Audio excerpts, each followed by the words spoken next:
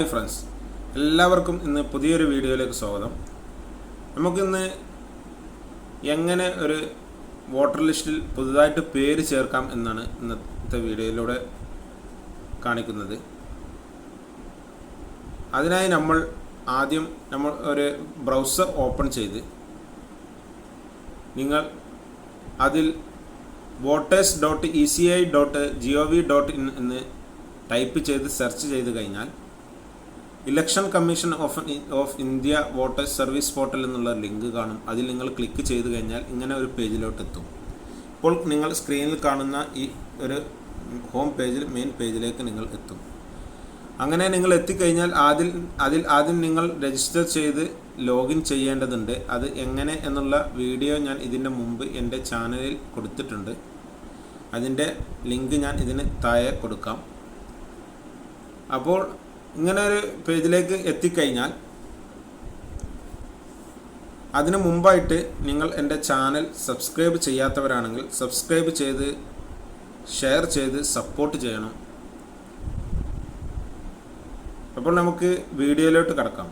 അപ്പോൾ നമ്മളിങ്ങനെ ഒരു പേജിൽ വോട്ടേഴ്സ് സർവീസ് പോർട്ടൽ എന്ന് പറഞ്ഞ ഈ ഇലക്ഷൻ കമ്മീഷൻ്റെ ഈ പേജിലേക്ക് നമ്മൾ ലോഗിൻ ചെയ്ത് കയറിക്കഴിഞ്ഞാൽ പിന്നെ നമുക്ക് ഇവിടെ കാണുന്ന, അതായത് ഇടതുവശത്ത് നമുക്ക് കാണാൻ സാധിക്കും ന്യൂ വോട്ടർ രജിസ്ട്രേഷൻ എന്നുള്ള ഫിൽ ഫോം 6. ഈ ഫോം 6 നമ്മൾ അത് ചെയ്യേണ്ടത്. അതിനായിട്ട് നമ്മൾ ഫോം 6 ക്ലിക്ക് ചെയ്ത് കഴിഞ്ഞാൽ നമ്മൾ അതിൻ്റെ ആപ്ലിക്കേഷൻ പേജിലേക്ക് എത്തും. അവിടെ നമുക്ക് കാണാൻ സാധിക്കും form 6 election commission of India application form for new voters. പുതിയ വോട്ടേഴ്സിനെ ചേർക്കാനുള്ള ആപ്ലിക്കേഷൻ ഫോമാണത്. ഇവിടെ ആദ്യം നമുക്ക് select state, district, assembly and parliamentary consultancy എന്നാണ് കാണിക്കുന്നത്. അതിൽ നമ്മൾ ആദ്യമായിട്ട് നമ്മൾ സെലക്ട് ചെയ്യുക, സ്റ്റേറ്റും ഡിസ്ട്രിക്റ്റും സെലക്ട് ചെയ്ത് പിന്നെ നമ്മളുടെ മണ്ഡലം ഏതാണെന്ന് നമ്മൾ സെലക്ട് ചെയ്യുക. ആ മണ്ഡലം സെലക്ട് ചെയ്യുന്നതോടുകൂടി ആ നമ്പർ അവിടെ നമുക്ക് കാണാൻ സാധിക്കും. പിന്നെ അടിയിലോട്ട് വന്നാൽ നെയിം, പാർലമെൻ്ററി കൺസൾട്ടൻസി അത് നമുക്ക് ആവശ്യമായിട്ട് വരുന്നില്ല. അത് കഴിഞ്ഞ് കഴിഞ്ഞാൽ നമ്മളിവിടെ ഈ നെക്സ്റ്റ് എന്ന് കാണുന്ന പേജിൽ നെക്സ്റ്റ് കൊടുത്തു കഴിഞ്ഞാൽ അടുത്ത പേജിലോട്ട് നമ്മളെത്തും. അവിടെ നമുക്ക് വരുന്നത് പേഴ്സണൽ ഡീറ്റെയിൽസ് ആണ്. അവിടെ നമ്മളെ പേര് കൊടുക്കുക, കൃത്യമായി തെറ്റാതെ നമ്മളുടെ പേര് നമ്മൾ അടിച്ചു കൊടുക്കുക. ഫസ്റ്റ് നെയിം, മിഡിൽ നെയിം നമ്മൾ അടിച്ചു കൊടുക്കുക. അതിനുശേഷം അതിൻ്റെ താഴെ മലയാളത്തിലും അതുപോലെ നമ്മൾ തെറ്റാതെ അടിച്ചു കൊടുക്കുക. അതിനുശേഷം നമ്മൾ സർനെയിമാണ് അടുത്തത് ചോദിക്കുന്നത്. അത് നമ്മൾ ഇംഗ്ലീഷിലും മലയാളത്തിലും അടിച്ചു കൊടുത്ത് നമ്മൾ എന്ത് ചെയ്യണം, അതിന് താഴെ ചൂസ് ഫയൽ, അതായത് അപ്ലോഡ് ഫോട്ടോ എന്ന് കാണിക്കുന്നുണ്ട്. 2 MB കൂടാത്ത JPEG ഫയലുകളായിട്ട് 2 MB കൂടാത്ത ഒരു ഫോട്ടോ നമ്മൾ അവിടെ അപ്ലോഡ് ചെയ്യണം. അങ്ങനെ അത് അപ്ലോഡ് ചെയ്ത് കഴിഞ്ഞാൽ നമ്മൾ നെക്സ്റ്റ് എന്ന് കൊടുത്തു കഴിഞ്ഞാൽ നമ്മൾ അടുത്തൊരു പേജിലെത്തും. അവിടെ നമുക്ക് കാണാൻ സാധിക്കുന്നത് name and surname of any one of the relative എന്നാണ് കാണിക്കുന്നത്. അതായത് നമ്മളെ റിലേറ്റീവ്സിൻ്റെ ആരെങ്കിലും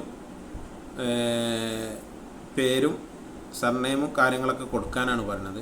അവിടെ നമുക്ക് ഫാദർ, മദർ, ഹസ്ബൻഡ്, വൈഫ് അങ്ങനെ കാണിക്കുന്നുണ്ട്. നമ്മൾ ഏതെങ്കിലും ഒരു റിലേറ്റീവിൻ്റെ നെയിം അവിടെ അടിച്ചെടുത്ത് സർനെയിം അടിച്ചു കൊടുത്ത് അത് മലയാളത്തിലും ടൈപ്പ് ചെയ്ത് കൊടുക്കുക. ആദ്യം പേര് അടിച്ചു കൊടുക്കുക, അതിൻ്റെ മലയാളം അടിച്ചു കൊടുക്കുക, പിന്നെ സർനെയിം ഇംഗ്ലീഷിൽ അത് മലയാളത്തിൽ ടൈപ്പ് ചെയ്ത് അങ്ങനെ ഇംഗ്ലീഷിലും മലയാളത്തിലും ടൈപ്പ് ചെയ്ത് കൊടുത്ത് നമ്മൾ നെക്സ്റ്റ് അടിച്ചു കഴിഞ്ഞാൽ പിന്നെ അടുത്തതായിട്ട് വരുന്നത് കോൺടാക്റ്റ് ഡീറ്റെയിൽസ് ആണ്. അവിടെ നമ്മളെ മൊബൈൽ നമ്പർ മൊബൈൽ നമ്പർ കൊടുക്കണം. അതിന് നമ്മൾ ആദ്യം ഷെൽഫ് എന്നതിലൊന്ന് ക്ലിക്ക് ചെയ്യുക. എന്നിട്ട് നമ്മൾ അടിയിൽ കാണുന്ന അവിടെ മൊബൈൽ നമ്പർ ഒന്ന് അടിച്ചു കൊടുക്കുക. അതിനുശേഷം ഇമെയിൽ ID എന്ന് കാണുന്നിടത്ത് ആ ഷെൽഫ് എന്ന് കാണുന്ന കോളത്തിൽ നിന്ന് ടിക്ക് ചെയ്തിട്ട് നമ്മൾ ഇമെയിൽ IDയും ഒന്ന് ടൈപ്പ് ചെയ്ത് കൊടുത്ത് നെക്സ്റ്റ് എന്ന് നമ്മൾ ക്ലിക്ക് ചെയ്ത് കഴിഞ്ഞാൽ അടുത്തൊരു പേജിലോട്ട് എത്തും. അവിടെ നമ്മൾ ആധാർ ഡീറ്റെയിൽസ് നമ്മൾ കൊടുക്കണം. അതിന് ആധാർ എന്നുള്ള ഭാഗത്ത് നമ്മൾ ക്ലിക്ക് ചെയ്ത് കഴിഞ്ഞാൽ നമുക്ക് ആധാറിൻ്റെ ഡീറ്റെയിൽസ് ടൈപ്പ് ചെയ്യാനുള്ള, നമ്പർ ടൈപ്പ് ചെയ്യാനുള്ള ഒരിത് വരും. അത് വന്നു കഴിഞ്ഞ് നമ്മൾ അതിൽ ടൈപ്പ് ചെയ്ത് കൊടുത്താൽ നമ്മൾ നെക്സ്റ്റ് കൊടുത്തു കഴിഞ്ഞാൽ നമുക്ക് അടുത്തതായിട്ട് വരുന്നത് ജെൻഡറാണ്. നമ്മൾ മെയിലാണോ ഫീമെയിലാണോ എന്ന് നമ്മൾ സെലക്ട് ചെയ്തിട്ട് നമ്മൾ അടുത്തയിലും നെക്സ്റ്റ് എന്ന് കൊടുത്തു കഴിഞ്ഞാൽ അടുത്ത പേജിലോട്ട് എത്തും. അവിടെ നമ്മൾ date of birth and details, നമ്മളെ ഡേറ്റ് ഓഫ് ബർത്ത് കറക്റ്റ് അടിച്ചു കൊടുക്കുക. അതിനുശേഷം അവിടെ ചോദിക്കുന്നുണ്ട് self attested copy document supporting age proof attached എന്ന് ചോദിക്കുന്നുണ്ട്. അതായത് നമ്മൾ ഡേറ്റ് ഓഫ് ബർത്ത് തെളിയിക്കുന്നതിനുള്ള ഒരു കോപ്പി നമ്മൾ സെൽഫ് അറ്റസ്റ്റ് ചെയ്യണം. അത് സെലക്ട് ഡോക്യുമെൻ്റ് എന്നതിൽ നമ്മൾ ക്ലിക്ക് ചെയ്താൽ നമുക്ക് അവിടെ ഡേറ്റ് ഓഫ് ബർത്ത് തെളിയിക്കാനുള്ള ആധാർ കാർഡ്, നമ്മളെ പാൻ കാർഡ്, പാസ്പോർട്ട്, ഇങ്ങനെ ഒരുപാട് ഓപ്ഷനുകൾ കാണിക്കും. അതിൽ നമ്മൾ ഏതാണോ സെലക്ട് ചെയ്യുന്നത് അതിൻ്റെ ഒരു സെൽഫ് അറ്റസ്റ്റഡ് കോപ്പി നമ്മൾ ഈ അടിയിൽ കാണുന്ന ചൂസ് ഫയൽ എന്നുള്ള ഭാഗത്ത്, അടിയിൽ കാണുന്ന ചൂസ് ഫയൽ എന്ന് പറയുന്ന ഭാഗത്ത് നമ്മൾ ക്ലിക്ക് ചെയ്ത് കഴിഞ്ഞാൽ നമുക്ക് 2 MB കൂടാത്ത JPG, PNG, PDF ഫയലിൽ നമുക്ക് അതിൽ അപ്ലോഡ് ചെയ്ത് കൊടുത്താൽ പിന്നീട് നമുക്കിവിടെ നെക്സ്റ്റ് എന്നുള്ളതിൽ ഒന്ന് ക്ലിക്ക് ചെയ്യാം. അപ്പോൾ നമുക്ക് അടുത്തതായി ചോദിക്കുന്നത് പ്രസൻറ്റ് അഡ്രസ് ഡീറ്റെയിൽസ്. നമ്മളെ പ്രസൻറ്റ് അഡ്രസ്സ് ടൈപ്പ് ചെയ്ത് കൊടുക്കാനാണ് പറയുന്നത്. Present ordinary residence full address കൊടുക്കാനാണ് പറയുന്നത്. ഹൗസ് ആൻഡ് ബിൽഡിംഗ്, നമ്മൾ ഹൗസ് ഏതാണ് ഇംഗ്ലീഷിൽ, മലയാളത്തിൽ street, English Malayalam village, English Malayalam post office, English Malayalam pincode, taluk ഇംഗ്ലീഷിലും മലയാളത്തിലും, ഡിസ്ട്രിക്റ്റ്, സ്റ്റേറ്റ്, ഇത്രയും കാര്യങ്ങൾ നമ്മൾ ടൈപ്പ് ചെയ്ത് കൊടുത്തു കഴിഞ്ഞാൽ പിന്നെ നമ്മളോട് ചോദിക്കുന്നത് self attested copy address proof എന്ന് ചോദിക്കുന്നത്. അതായത് നമ്മൾ ഒരു സെൽഫ് അറ്റസ്റ്റ് ചെയ്ത ഒരു അഡ്രസ്സിനുള്ള ഒരു പ്രൂഫ് കൊടുക്കണം. അതിലും നമുക്ക് സെലക്ട് ചെയ്ത ഡോക്യുമെൻറ്റിൽ പാസ്പോർട്ടോ ആധാർ, ഡ്രൈവിംഗ് ലൈസൻസ്, ഇങ്ങനത്തെ ഇതിൽ നമ്മൾ അറ്റസ്റ്റ് ചെയ്തിട്ട് ഇതിൽ നിന്ന് നമുക്ക് സെലക്ട് ഡോക്യുമെൻ്റ് എന്നുള്ളതിൽ നമ്മൾ കയറി കഴിഞ്ഞാൽ നമുക്ക് സെലക്ട് ചെയ്തെടുക്കാം.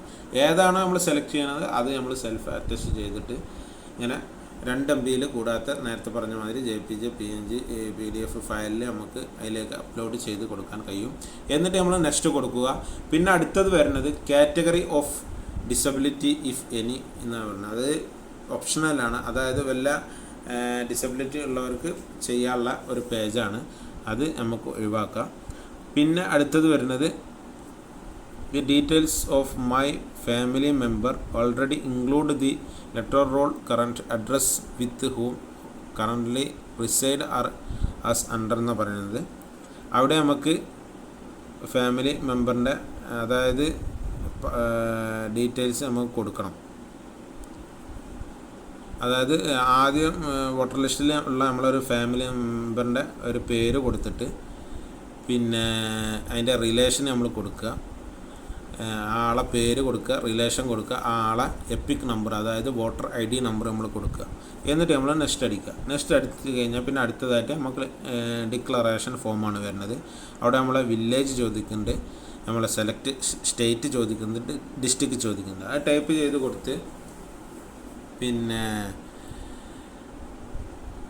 നമ്മളോട് I am a ordinary of address mentioned of at section 80A form 6 and 6 അത് നമുക്ക് ഒഴിവാക്കി വിടാം. അതിനുശേഷം നമുക്ക് അടിയിലോട്ട് വന്നു കഴിഞ്ഞാൽ നമുക്ക് ചെയ്യേണ്ടത്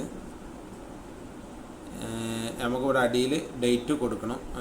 പ്ലേസും ഡേറ്റും നമ്മൾ കൊടുത്തു കഴിഞ്ഞാൽ നമ്മൾ നെക്സ്റ്റ് അടിച്ച് കഴിഞ്ഞാൽ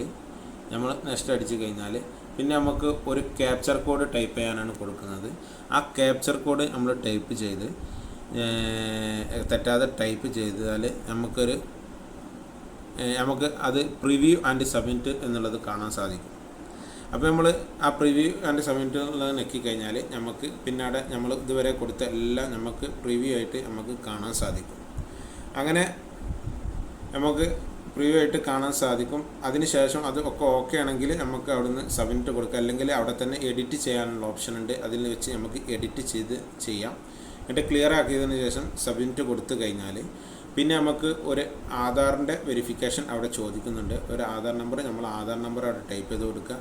അപ്പോൾ ആ ആധാർ നമ്പർ ടൈപ്പ് ചെയ്ത് കൊടുത്ത് നമ്മൾ അവിടെ സബ്മിറ്റ് കൊടുക്കുമ്പോൾ അതിലേക്ക് ഒരു OTP വരും. ആ OTP അടിച്ച് കൊടുത്ത് നമ്മൾ സബ്മിറ്റ് ചെയ്ത് കൊടുത്താൽ നമുക്ക് കുറച്ചൊരു ലോഡിങ് എടുത്ത് നമ്മളെ ആപ്ലിക്കേഷൻ സക്സസ്ഫുൾ ആകുന്നതാണ്. പിന്നെ നമുക്കൊരു റെഫറൻസ് നമ്പർ കിട്ടും. തീർച്ചയായിട്ടും ആ നമ്പർ നമ്മൾ കൃത്യമായിട്ട് എഴുതി വെക്കുക.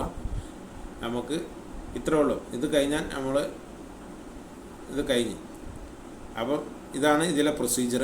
എല്ലാവരും ഇത് പരമാവധി ഉപയോഗപ്പെടുത്തുക, മറ്റുള്ളവരിലേക്ക് ഷെയർ ചെയ്യുക. ഇതുപോലത്തെ വീഡിയോ നിങ്ങളുടെ മുമ്പിലെത്താൻ നിങ്ങൾ എൻ്റെ ചാനൽ ബെല്ലൈക്കൺ അമർത്തി ഓൾ എന്ന് പ്രസ് ചെയ്ത് വെക്കുക. എല്ലാവർക്കും താങ്ക് യു. ബൈ.